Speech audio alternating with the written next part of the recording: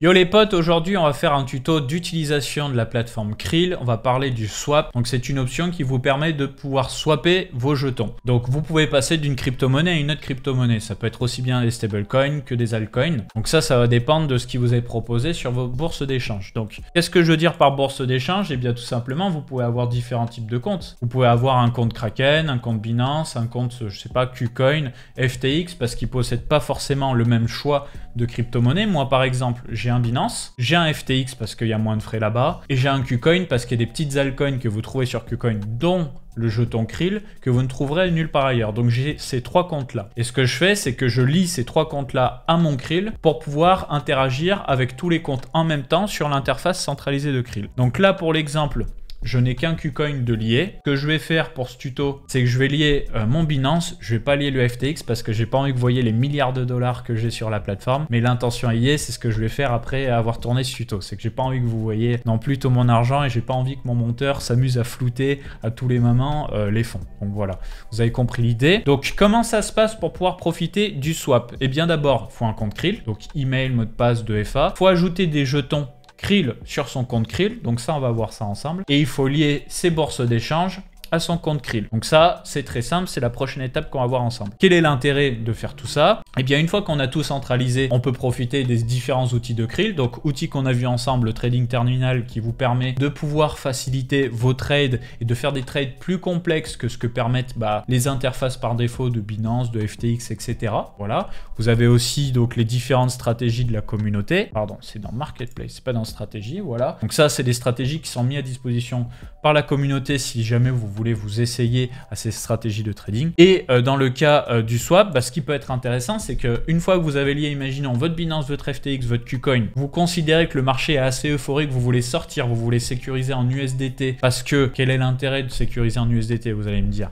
C'est un stablecoin, il n'est pas volatile, et surtout, ce n'est pas une monnaie fiduciaire. Donc d'un point de vue de la fiscalité, en tout cas pour la France, et jusqu'à nouveau changement de la loi, puisque pour le moment c'est comme ça, et peut-être que ça changera plus tard, quand vous vendez une crypto-monnaie contre des stablecoins comme l'USDT, vous n'êtes pas imposé sur la plus-value. C'est seulement quand vous faites la transition vers l'euro que vous êtes imposé sur la plus-value. Je suis pas avocat fiscaliste, mais l'idée c'est ça. Donc si vous voulez, quand vous voulez vous protéger de la volatilité des crypto-monnaies, vous avez tout intérêt à swapper contre des stablecoins. Et à l'inverse, si vous voulez spéculer sur la montée des jetons, vous pouvez peut-être attendre une chute parce que vous pensez que ça va chuter fort. Et quand vous avez décidé que ça a chuté assez fort, eh bien vous refaites un swap et vous rentrez. Voilà, tout simplement. Donc, on va ajouter, dans mon cas, un compte Binance à mon Krill. Comme ça, je vais pouvoir interagir avec mon compte Binance. Et moi, ce que je vais faire pour vous montrer pour l'exemple, c'est que je vais swapper des cryptos pour acheter de l'Internet Computer, puisque c'est un altcoin qui me fait de l'œil depuis un certain temps. C'est sur le papier la techno blockchain la plus, on va dire, poussée qui soit. Voilà, donc j'ai envie d'être exposé à de l'Internet Computer et on va faire ça ensemble. Ceci n'est pas un conseil d'investissement, bien entendu. Écoutez, c'est parti. Donc, ce que je vais faire, c'est que déjà, vous, si vous voulez faire comme moi, vous créez un compte sur Krill, bien entendu. Ensuite, vous vous rendez dans mon compte sur l'interface à gauche. Voilà. Vous pouvez voir sur le côté droit ensuite qu'on a connectez-vous à vos échanges. Donc, vous choisissez l'échange que vous souhaitez connecter. Moi, par exemple, là, j'ai choisi Binance. Ensuite, on me demande une API key et une secret key. Donc, ce sont deux clés qu'on va aller générer sur notre compte Binance pour que Krill, les serveurs de Krill, puissent interagir avec notre compte Binance. Donc si vous avez peur du point de vue de la sécurité, sachez que vous pouvez choisir ce que Krill peut faire et peut ne pas faire. Donc nous, on va l'autoriser à trader, mais on ne va pas l'autoriser à sortir les fonds de la plateforme. Donc ne vous inquiétez pas, il n'y aura pas de piratage des fonds.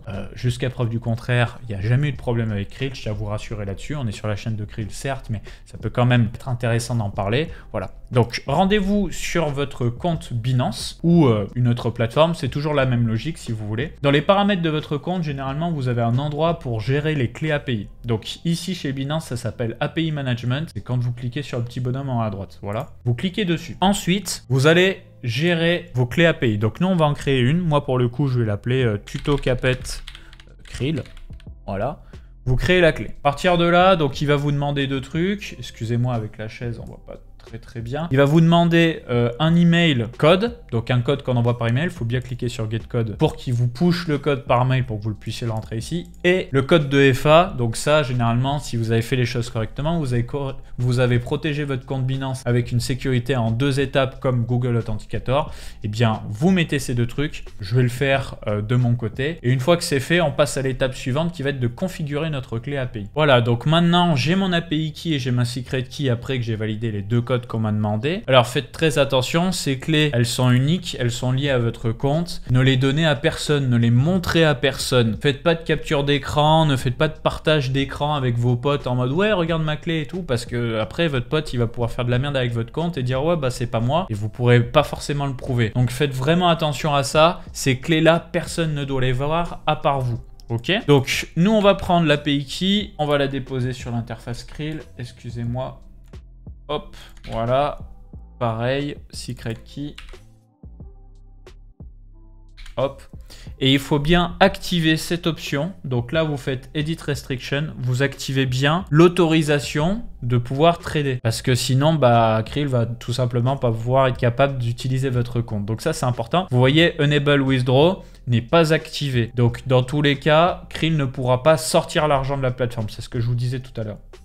On fait save et là il m'indique que ma clé elle est valide 90 jours. Donc ça c'est la nouvelle politique de Binance malheureusement. Tous les 90 jours il faudra juste que vous retourniez sur cette interface et que vous recochiez l'option autoriser le trade et que vous fassiez sauvegarder. Sachez bien que normalement vous aurez une notification par email ou sur l'interface Krill qui vous dira que la clé elle est plus fonctionnelle. Donc tous les 90 jours malheureusement il faut revenir, il faut le faire. Ça c'est Binance, on peut rien y faire, ce sont les nouvelles règles. Donc là on demande un code, je l'ajoute de mon côté et ensuite on passe à la suite du tuto. C'est bon, donc j'ai validé mon code du côté de Binance. Il est bien important du côté de Krill de cliquer sur le bouton bleu là à droite pour ajouter la clé. Une fois que vous avez ajouté la clé pour chacun de vos exchanges, de toute façon vous allez pouvoir voir dans votre portfolio à gauche directement que votre compte est lié. Vous verrez que vos dollars sont ajoutés, tout est comptabilisé et vous pourrez passer au swap. Donc pour pouvoir swapper, comme je vous ai dit juste avant, il faut pouvoir alimenter son compte Krill avec des jetons Krill. Donc pour ça, vous vous rendez dans l'onglet à gauche Wallet Krill et vous avez plusieurs options. Donc vous pouvez à la fois en déposer directement sur une adresse, vous pouvez en acheter par carte bancaire, vous pouvez même vous en envoyer entre utilisateurs. Donc si vous avez bien été attentif dans ce tuto, écoutez, moi ce que je vous propose c'est que vous me laissiez votre pseudo Krill en